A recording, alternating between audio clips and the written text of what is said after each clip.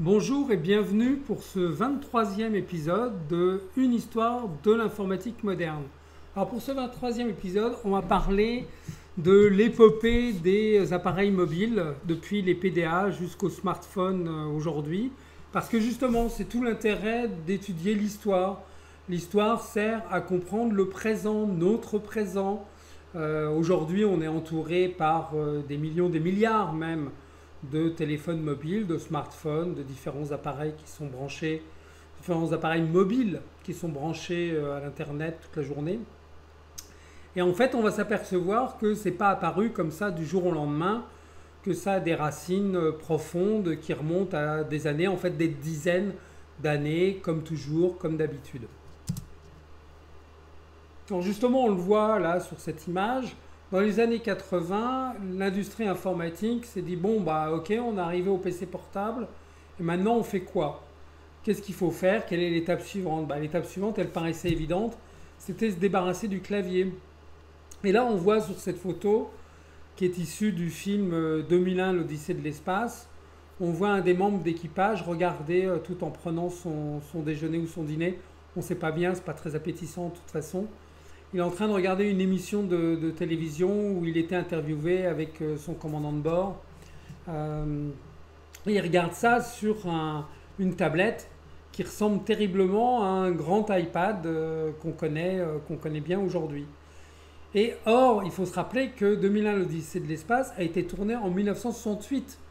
Donc Kubrick et puis Arthur C. Clarke, qui est l'écrivain à l'origine du livre, ont quand même bien fait leur travail d'anticipation. Et en fait, dès les années 80, on a commencé, enfin quand je dis on, certains industriels ont commencé à proposer des produits de type tablette pour remplacer le clavier ou le complémenter. Par exemple, là, on voit le PenPad 200 d'une société qui s'appelait Penset. Et ça remonte à 83. En 84, ils ont fait une version plus évoluée, mais enfin bon, on voit déjà que ça remonte à loin. Et à la fin des années 80, on a eu la première vague de ce qu'on a appelé le pen computing. Alors à gauche, là, on voit une machine proposée par Grid System qui faisait des PC portables solides en magnésium, etc. Du très haut de gamme. Et ils ont commencé à proposer aussi des machines dont on se servait avec un stylet qu'on voit ici sur la photo.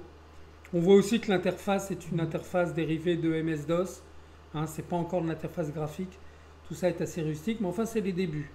Et à ce moment-là, il y a eu aussi des sociétés qui se sont créées, spécialisées là-dedans, telles que Go Corporation, qui faisait un operating system qui s'appelait le PenPoint, dont on voit ici, donc c'est l'autre photo, une tablette faite par NCR. Donc ça date de 80, 87. 87, 89. Le GridPad c'est 89. Go Corporation a été fondé en 87. Enfin bon, on voit que c'est la fin des années 80. Et au début des années 90, donc la vague de pen computing est en plein boom. Donc évidemment, Microsoft essaye de s'y insérer avec un dérivé de Windows qui s'appelle Windows for Pen Computing.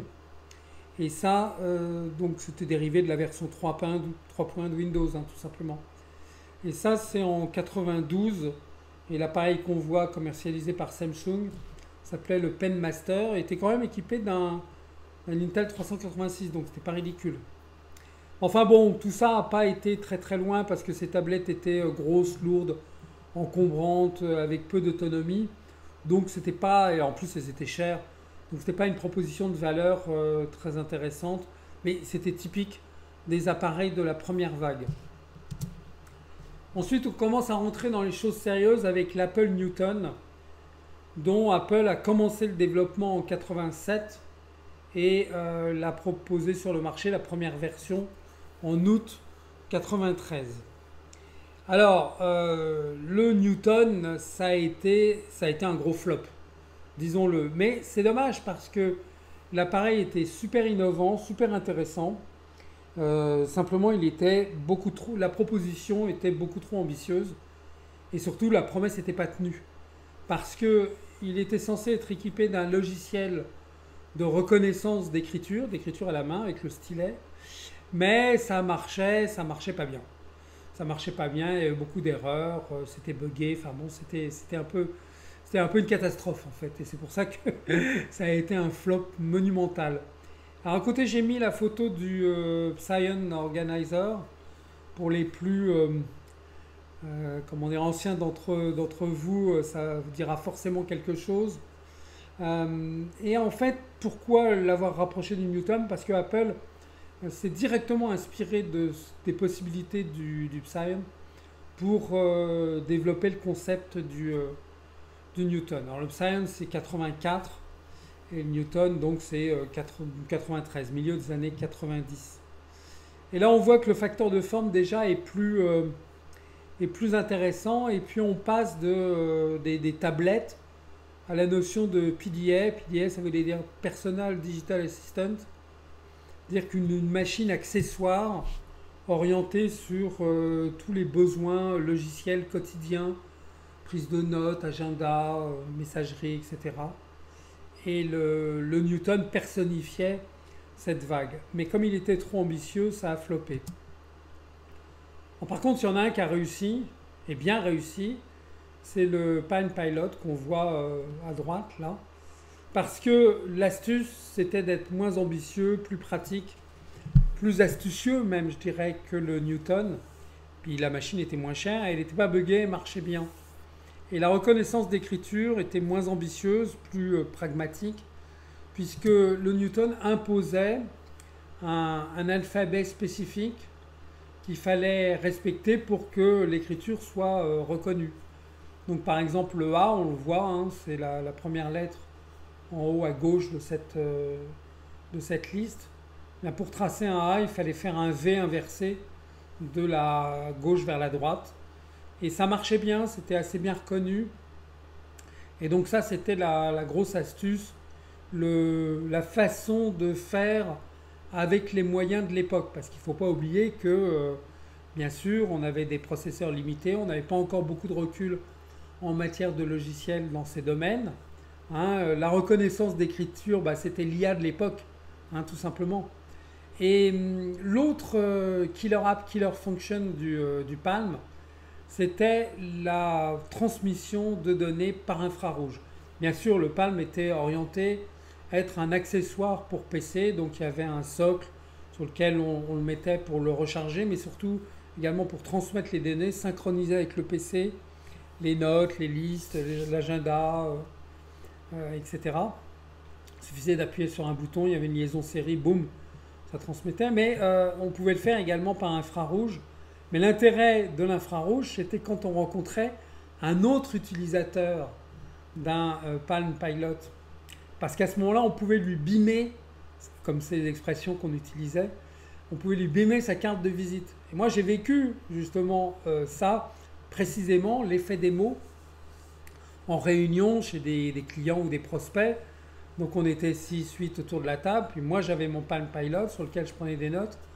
Puis on avait un autre de l'autre côté qu'on avait un aussi, et hop, on se bimait nos informations devant l'air ébahi de tous les autres. Et je vous promets qu'à la réunion suivante, ils avaient tous un Palm. Ils ne voulaient plus être ridicules, laissés en arrière. Donc ils s'étaient précipités à acheter le truc quand ils avaient vu l'effet démo. Donc à ce moment-là, le Palm était la réussite alors que le Newton était l'échec. Tout simplement parce qu'ils avaient été suffisamment intelligents pour ne pas être trop ambitieux. Bon, Palm n'a pas su capitaliser sur cette réussite puisque après ils ont été longs à proposer une machine qui encapsulait à la fois le PDA et le téléphone. On voit une photo d'un Palm très haut là, que je tiens dans ma main parce que j'ai mon petit musée personnel où je garde des vieilles machines. Donc j'en avais un et je l'avais gardé. Palm très haut était pas mal, mais c'était un peu trop tard. La convergence de tous ces appareils était une évidence dès ce moment-là. Moi, je me rappelle, je me trimballais dans les années 90 avec un téléphone mobile, un Palm et un lecteur MP3. Et certaines fois aussi un appareil photo numérique. Et il était absolument évident que tout cela allait être regroupé au sein d'un même appareil. fallait simplement un peu de temps et que la technique, que l'évolution technique permette cette convergence. Mais dans l'esprit de chacun, c'était évident déjà à l'époque que ça allait finir par arriver. Et donc ceux qui ont été en retard sur cette convergence ont vite été balayés par le marché. Un qui a su attraper justement les éléments essentiels de la convergence, c'est le BlackBerry de RIM, Research in Motion, une petite société canadienne, qui a fait un hit incroyable sur le marché à la fin des années 90, au début des années 2000, avec le BlackBerry. Alors le premier BlackBerry, le premier appareil qui s'appelait BlackBerry, c'est celui de gauche, le BlackBerry 850, qui a été introduit en 99. Et c'était pas encore un téléphone, c'était un two-way pager, en quelque sorte un pager à deux voies, c'est-à-dire que ça pouvait également permettre d'envoyer. Et ça a été suivi dès 2002 par le 8510 qu'on voit là à droite, qui lui était le premier téléphone qui permettait de consulter sa messagerie internet en ligne et d'y répondre et de l'éditer, etc. Et c'était extraordinaire. Le succès a été tel du BlackBerry qu'on le surnommait le Crackberry. C'est-à-dire dès la première utilisation, ça y est, on était mordu, on ne pouvait plus s'en passer. Alors, je vous recommande un film de cinéma qui retrace l'épopée du BlackBerry. Alors, il est génial ce film, faut le voir. C'est bien fait, c'est amusant, c'est quelque part, c'est un peu précis, c'est-à-dire qu'ils ont bien saisi l'esprit de l'époque, pourquoi BlackBerry est monté aussi haut et est tombé aussi bas. Donc je vous recommande absolument de voir ce film, y compris en version originale. On apprend beaucoup de choses et c'est assez distrayant. Une bonne référence. Alors Microsoft dans tout ça, eh bien Microsoft, on l'a vu sur Windows for Pen Computing, mais évidemment c'est retombé assez vite. Et à partir de 96, Microsoft a proposé Windows CE. Alors, c'est difficile de dire ce que voulait dire CE parce que Microsoft a toujours nié que c'était un acronyme. Mais la plupart des gens pensaient que CE, ça voulait dire Consumer Electronics ou Compact Edition de Windows. En tout cas, c'était le Windows destiné aux petites machines. Donc les PDA, puis ensuite les téléphones, etc. Le problème de Microsoft et de Windows CE, c'est qu'ils sont restés trop longtemps sur on a fait une version adaptée de Windows. Mais en matière d'interface utilisateur, le facteur de forme est déterminant. Et donc vous ne pouvez pas utiliser Windows de façon pratique, adéquate sur des toutes petites machines comme ça. C'est horrible. Moi j'en ai fait l'expérience, j'ai rejeté tout de suite. C'était absolument affreux, c'était pas du tout adapté. Et donc Windows CE, ça a été le cheval de bataille de Microsoft pendant beaucoup trop longtemps. Et quand est finalement arrivé l'iPhone, le Windows CE est parti dans les poubelles de l'histoire. Et ensuite, Microsoft a été long à faire le Windows Phone avec justement là un operating system et une interface adaptée. Mais hélas, qui est sorti trop tard, en 2013, alors que l'iPhone était déjà bien installé. On reviendra bien sûr sur l'histoire de l'iPhone et l'histoire d'Android dans l'épisode suivant. Mais là, je ne pouvais pas ne pas le mentionner. Bon, si on parle d'appareils mobiles, on ne peut pas éviter de parler de Nokia.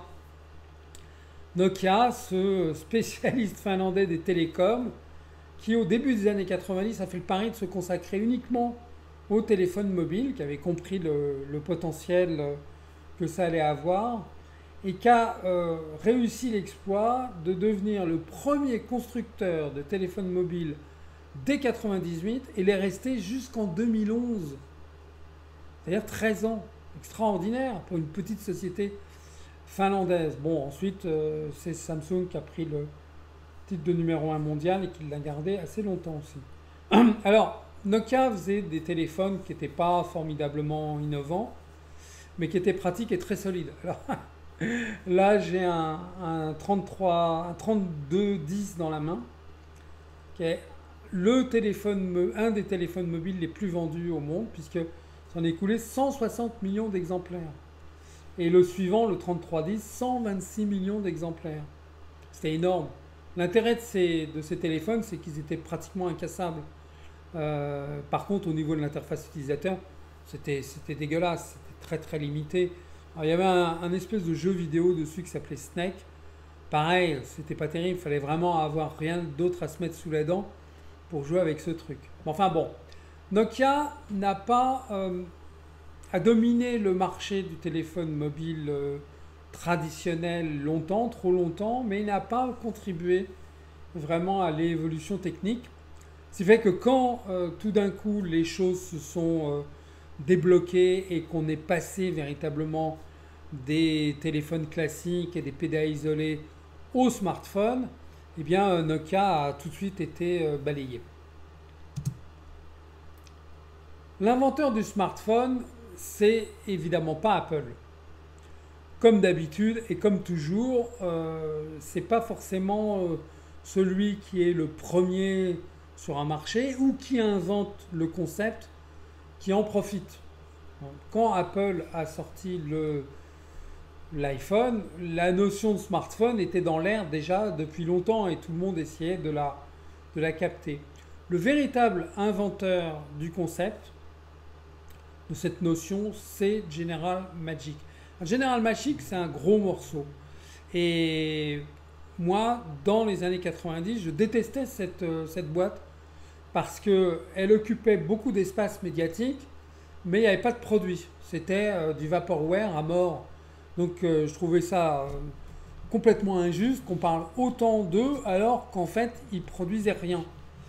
Alors, les médias étaient très amourages, très, comment dire, ils parlaient beaucoup de General Magic parce que, bon, cette boîte promettait beaucoup, puis elle avait un casting absolument incroyable. Elle avait été créée en 1990 par Bill Atkinson, Andy Hertzfeld et Mark Porra. Et les deux premiers, Atkinson et Hertzfeld, c'est des anciens d'Apple, c'était des anciens d'Apple qui avaient participé au projet Macintosh. Donc les types avaient un CV en béton, c'était des vedettes, c'était des rockstars. Et effectivement, ils promettaient aussi la Lune avec General Magic et tout le monde y croyait. À tel point que quand General Magic a fait son IPO en 1995, ça a été un grand succès. Parce que tout le monde se disait c'est le prochain Apple, etc. Et d'ailleurs, ce qui est amusant, c'est que Apple a passé un accord avec General Magic pour leur pomper un maximum de trucs. Et quand ils ont sorti le Newton, quand Apple a sorti le Newton en 93, l'équipe de General Magic s'est sentie trahie, volée, etc. Parce que c'est eux qui avaient inventé tout ça et ils travaillaient là-dessus depuis des années. Bon, le problème de General Magic, c'est qu'ils ont sorti assez peu de produits, en fait très peu. Il y a eu un operating system qui s'appelait Magic Cap, qui a été utilisé entre autres par Sony Magic Link, un PDA. C'était pas extraordinaire parce qu'il était gros et lourd et l'aspect télécom marchait pas si bien que ça. Et puis aussi, ce qui s'est passé, c'est que tout le buzz autour de General Magic, à partir de 95, a été remplacé par le buzz autour du web. Et donc, comme ils n'arrivaient pas, comme c'était trop tôt ce qu'ils proposaient, parce qu'on voit sur le schéma bleu là en bas à gauche, c'était extraordinaire en termes de vision, parce que c'était exactement ce que le smartphone allait nous apporter plus de 10 ans après. Mais c'était évidemment trop tôt, tous les éléments techniques n'étaient pas encore disponibles, et donc finalement, l'affaire s'est terminée tristement, puisque à partir de 2002, ils ont cessé leur activité. Mais ce qui est intéressant dans General Magic, c'est l'héritage. General Magic peut être vu comme le Fairchild des années 90. Alors Fairchild, on en a parlé déjà précédemment.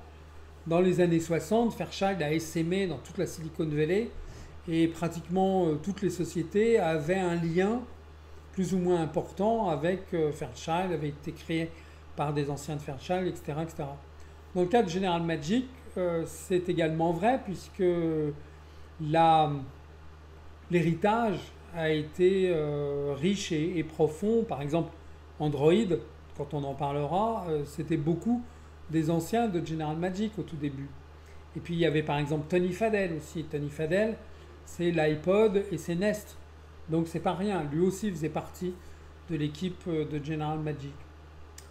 Donc voilà. Donc on s'aperçoit qu'il a fallu accumuler un certain nombre de briques pendant des années, des dizaines d'années, avant d'arriver enfin au smartphone qu'on connaît bien aujourd'hui. Voilà. Merci pour votre attention et votre fidélité. Dans le prochain épisode, on continuera sur cette partie mobile en parlant bien sûr de l'iPhone et de l'Android. À très bientôt.